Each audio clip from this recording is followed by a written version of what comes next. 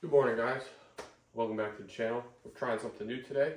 I'm filming on my new iPhone 14 instead of my GoPro. Hopefully this will bring up the quality. I don't know about the sound. Anyways, behind me we have the car we've been working on for the past month or two. It's still up on jack stands, but my buddy who owns it is on his way over right now, and hopefully we're going to get it out of here today. As far as I know, the only thing that needs to be done and why it's still on jack stands is the brakes need to be bled. And I did a lot of repair work on the brake lines, the front video, that whole thing, as well as I did rear lines, the rear mount that goes above the axle, the rear soft line that goes from the axle to that mount. So, and there's also a union in there because it was missing half of the line. So it's still up on jack stands so we could bleed it, as well as check every connection for leaks, tighten them as needed, or if we need to reflare, we'll reflare. Hopefully we don't have to. And then the only other thing left to do is throw some coolant in it, because we're in Connecticut, so New England, we have cold temperatures. Right now it's just empty since I did the freeze plug. Throw some coolant in it, time it, put a vacuum gauge to the carburetor, since this is a 87, but it's got carb swap. Make sure that's all good, and then we just want to check our fuel lines and our fuel pump for leaks. So hopefully be here in a couple minutes. Hopefully it doesn't mind me filming, and then I'll film what I can, and we'll get this thing out of here today. And then we'll move on to another project, which I have actually I have a few projects, but as long as we get this out, helping out a friend, and then hopefully this car will be on the road this spring. We did interior, we did freeze plugs, we did brake lines, we did exhaust hangers, gaskets. I finished the interior for him. I put all new weather stripping in. There's just a couple small things left that he's got to take care of that he can do on his own. Possibly new brakes in the rear drums. It needs a hatch latch. It needs new shocks in the hatch. It needs a new speedo cable since the old one was cut. But there is a speed sensor in there so that we don't leak out of the T5. Yeah, so let's get to it. All right, we got Nate putting gas in the car right now. We're switching to the ponies, and then we're bleeding the brakes. The back two where the union was under the car, that leaked all that fluid. Finally reflared both of those lines, got the union all set, put new fittings on them. Back brakes are bled, putting fuel in it. Now we're checking the fuel lines for leaks, make sure everything's okay there. And then we're just gonna bleed the fronts. And then it should be good to go. Put a vacuum gauge on it, timing light, and see what she does. Got all 4 tires mounted, and now we're gonna put this thing on the ground, see if it fires up. Finally got the car outside for the first time in 2 months on the ponies. Brakes are bled, everything's good, fuel lines checked. Now we're gonna time it, put a vacuum gauge on it, and get this thing to idle, and then we'll just top it off with coolant. But yeah, ready to go finally. And then the last thing it just needs is the hatch latch put back in it, but sees the light of day yet again. And then this should be the first time it'll drive, if all goes well, in 4 years. Okay, just another update.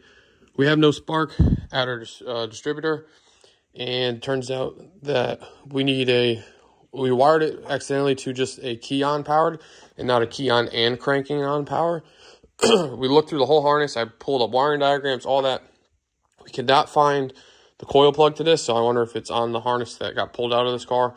And then my car is wire tucked, so I can't even compare it. And then we are pinned out the ignition switch in here, and then we're tapping into it, doing it right, or as best we can in the scenario we're in.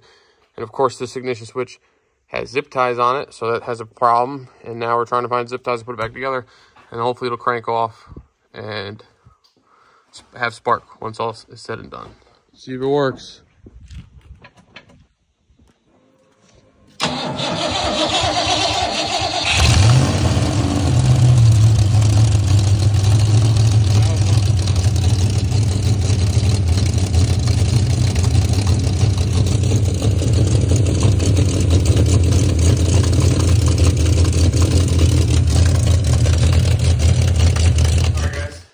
Gonna wrap this video up for the day.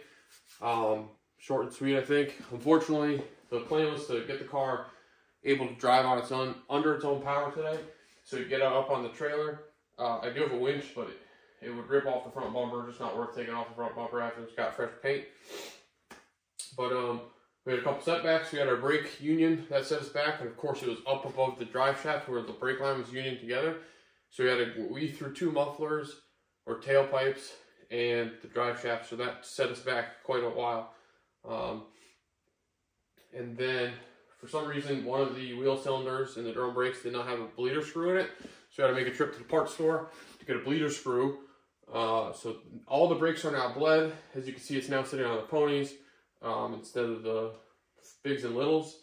The car runs. We had it fired up. We were just timing it. Freeze flow worked. Everything that we did works. Everything works great. There are a couple exhaust leaks that need to be tightened up, but that's with any engine swap and whatever. But yeah, so we were timing it, and all of a sudden it went up and revved up in RPMs as I was tightening down the distributor, and then the fuel pump cut out. So I think that it's an Edelbrock fuel pump. It literally just, we put it on this car about 2 months ago, and it's done. I think, I don't know. We checked for ground. It's got ground. We also took the ground off, sanded the ring terminal, made sure everything was good. Checked for continuity to that ring terminal, and the ground checked out. As well as for power, it's on a fuse. What I did for that fuel pump, because this was the EFI car, I tapped into the